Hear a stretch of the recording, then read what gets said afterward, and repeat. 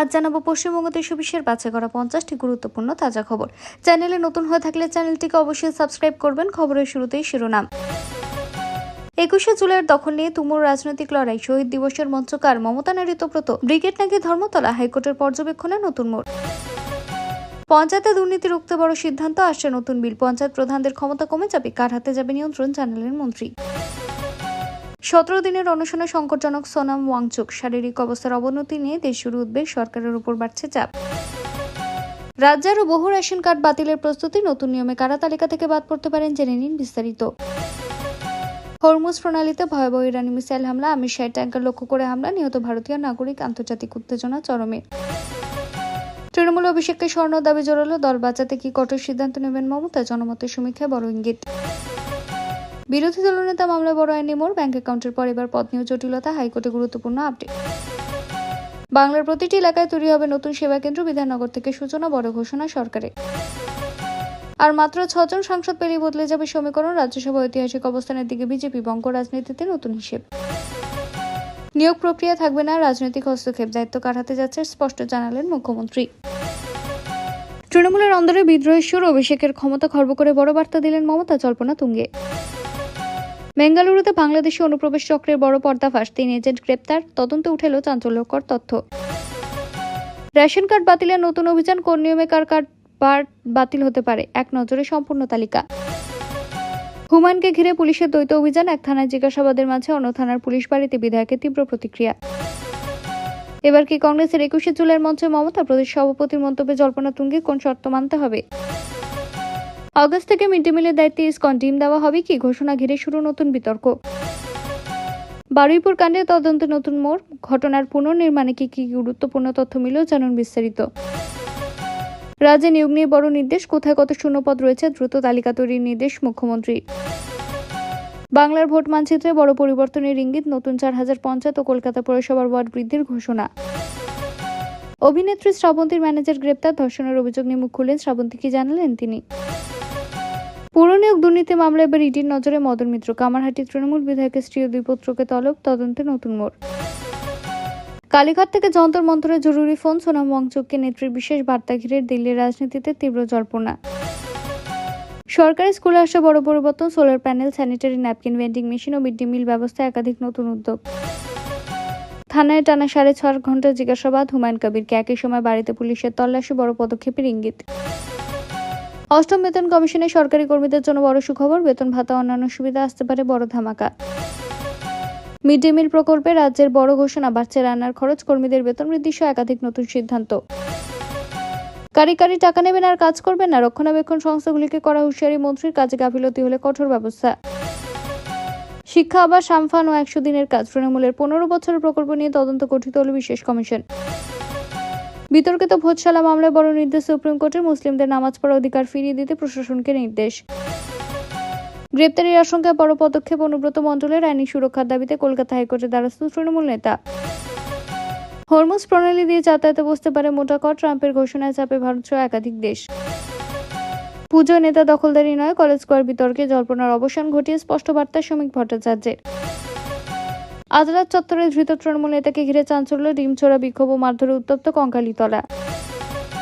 রাম মন্দিরে চুরির মামলায় বড় পদক্ষেপ সুপ্রিম কোর্টের, মোদী যোগী সরকার ও এসআইটিকে নোটিশ জারি।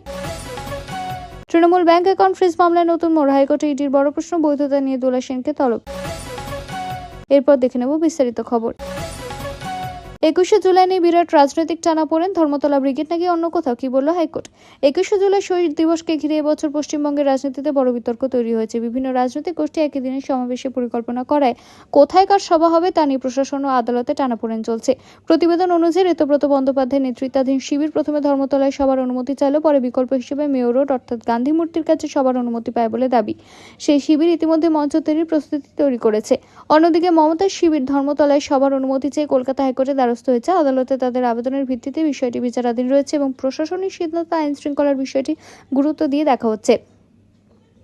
এই পরিস্থিতিতে রাজনৈতিক মহলে জল্পনা তৈরি হয়েছে, এবার 21শে জুলাই প্রধান মুখ কারা হবেন এবং শেষ পর্যন্ত ধর্মতলা, মেয়র রোড বা অন্য কোনো স্থানে কোন শিবিরের সমাবেশ হবে, এই বিষয়ে আদালতের চূড়ান্ত নির্দেশ এবং প্রশাসনের সিদ্ধান্তের দিকে এখন নজর।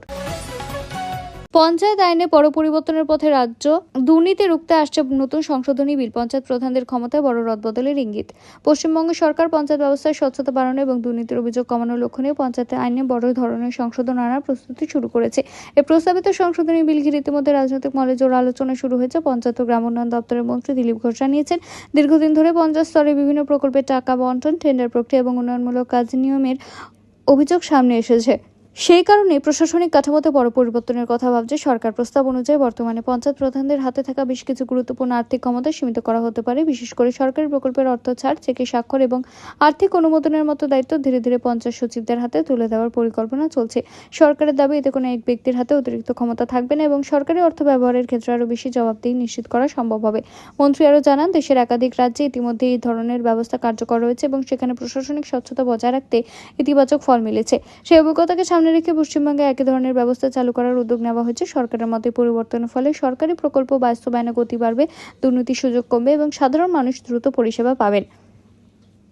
তবে এই প্রস্তাব নিয়ে রাজনৈতিক মহলে ভিন্ন মত দেখা দিয়েছে। বিরোধীদের একাংশের দাবি, নির্বাচিত পঞ্চায়েত প্রধানদের ক্ষমতা কমিয়ে দিলে গণতান্ত্রিক কাঠামোর উপর প্রভাব পড়তে পারে। অন্যদিকে সরকারের বক্তব্য, এই পরিবর্তনের উদ্দেশ্য কোনো ব্যক্তির ক্ষমতা কমানো নয়, বরং প্রশাসনিক স্বচ্ছতা বৃদ্ধি করা এবং সরকারি অর্থের সঠিক ব্যবহার নিশ্চিত করা।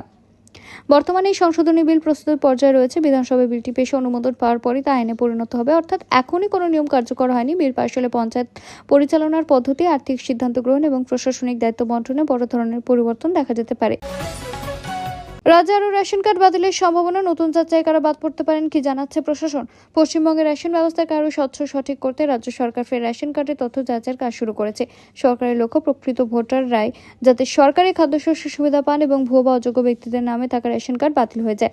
ইতিমধ্যে বিভিন্ন জেলায় তথ্য মিলিয়ে দেখার কাজ চলছে বলে জানা গিয়েছে। প্রশাসনের তরফে জানানো হয়েছে, যেসব রেশন কার্ডধারীর তথ্য সরকারি নথির সঙ্গে মিলছে না, যাদের নামে একাধিক রেশন কার্ড চালু রয়েছে, বৃদ্ধ ব্যক্তির নাম এখনও কার্ড চালু রয়েছে অথবা দীর্ঘদিন ধরে কার্ড ব্যবহার করা হচ্ছে না, এ ধরনের ক্ষেত্রে কার্ড বাতিল বা নিষ্ক্রিয় করার প্রক্রিয়া শুরু হতে পারে। একইভাবে নথিতে ভুল তথ্য থাকলেও তা সংশোধন না করলে এক সমস্যায় পড়তে হতে পারে। এছাড়া সরকার সাধারণ মানুষকে সময়মতো প্রয়োজনীয় তথ্য হালনাগাদ করতে এবং প্রয়োজন হলে কেওয়াইসি এবং অন্যান্য নথি যাচাই সম্পূর্ণ করার পরামর্শ দিচ্ছে। যদিও সরকার আগেই স্পষ্ট করেছে যে শুধুমাত্র কেওয়াইসি না হওয়ার কারণে রেশন বন্ধ করার নীতি নেই, তবে তথ্য যাচাইয়ের ক্ষেত্রে সঠিক নথি থাকা গুরুত্বপূর্ণ। যাদের রেশন কার্ডে নাম, ঠিকানা, পরিবারের সদস্যের তথ্য বা অন্য কোনো তথ্য ভুল রয়েছে, তাদের দ্রুত খাদ্য সরবরাহ দপ্তরের অফিস অথবা সরকারি পোর্টালের মাধ্যমে সংশোধনের আবেদন করার পরামর্শ দেওয়া হয়েছে। এতে ভবিষ্যতে রেশন কার্ড পাওয়ার ক্ষেত্রে কোনো সমস্যা হওয়ার সম্ভাবনা কমবে। বর্তমানে সব রেশন কার্ড বাতিল করা হচ্ছে না। যাচাই প্রক্রিয়া যেসব কার্ডে অনিয়ম বা অসঙ্গতি ধরা পড়বে, সেগুলির বিরুদ্ধে প্রশাসন ব্যবস্থা নিতে পারে। তাই যাদের নথি সঠিক এবং যোগ্যতা বজায় রয়েছে, তাদের উদ্বিগ্ন হওয়ার কোনো প্রয়োজন নেই।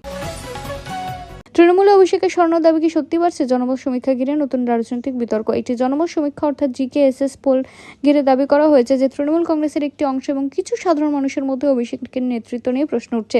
সমীক্ষা অংশগ্রহণকারীদের একাংশের মতে সাম্প্রতিক রাজনৈতিক পরিস্থিতিকে দলকে আরও শক্তিশালী করতে নেতৃত্বে পরিবর্তনের বিষয়ে ভাবা উচিত।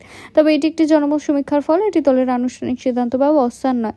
প্রতিবেদন অনুযায়ী সমীক্ষা অংশগ্রহণকারীদের কাছে প্রশ্ন রাখা হয়েছিল, বর্তমান পরিস্থিতিতে তৃণমূলের সাংগঠনিক নেতৃত্বে পরিবর্তন প্রয়োজন কিনা। সে প্রশ্নের উত্তরে বিভিন্ন মত সামনে এসেছে।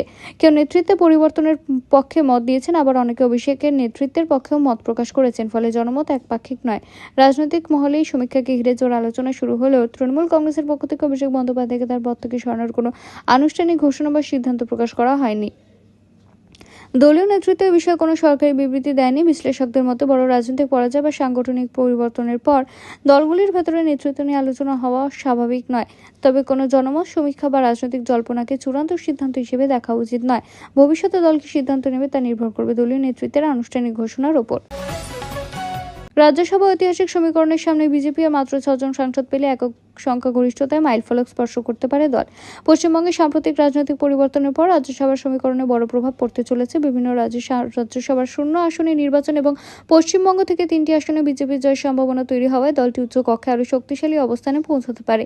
প্রতিবেদন অনুযায়ী নির্বাচনের পরও বিজেপির একক সংখ্যাগরিষ্ঠতা পেতে আর মাত্র 6 জন সাংসদের প্রয়োজন হবে।